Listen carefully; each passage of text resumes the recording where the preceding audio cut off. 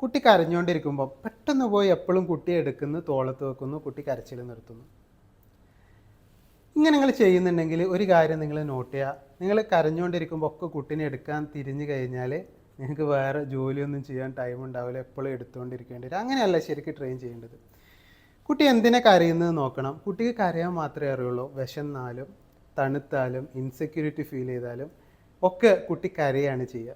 അപ്പോൾ നമ്മൾ ഇത് ഒബ്സർവ് ചെയ്യാണ് ശരിക്കും വേണ്ടത്. എന്നിട്ട് എന്താ വേണ്ടത് അതാണ് നമ്മൾ ചെയ്തു കൊടുക്കേണ്ടത്. അതല്ലാതെ എപ്പോൾ കരയുമ്പോഴും നമ്മൾ കുട്ടിയെ എടുക്കാൻ തുടങ്ങിക്കഴിഞ്ഞാൽ നിങ്ങൾക്ക് അതിനേ സമയം ഉണ്ടാവുള്ളൂ. നിങ്ങൾക്ക് കുട്ടീനെ എപ്പോഴും എടുത്തുകൊണ്ടിരിക്കേണ്ടി വരും. ശരിക്കും നമ്മൾ കുട്ടിയെ അങ്ങനെയല്ല ട്രെയിൻ ചെയ്യേണ്ടത്. കുട്ടിയെ ട്രെയിൻ ചെയ്യേണ്ടത് ഒരിക്കലും കുട്ടി ഒരുപാട് സമയം കരഞ്ഞുകൊണ്ടിരുന്നാൽ മൈൻഡ് ചെയ്യാതെ ഇടരുത്. അത് കുട്ടിക്ക് ട്രോമയായിട്ട് മാറും. പകരം കുട്ടി എന്തുകൊണ്ട് കരയുന്നു എന്ന് നോക്കിയിട്ട് അത് ശരിക്കും ഒബ്സർവ് ചെയ്താൽ മാത്രമേ പറ്റുള്ളൂ കേട്ടോ. കുറച്ച് നിങ്ങൾ കുട്ടി എന്തൊക്കെയാണ് കരയുന്നതെന്ന് ഒബ്സർവ് ചെയ്താൽ മാത്രമേ അത് ചെയ്യാൻ പറ്റുള്ളൂ.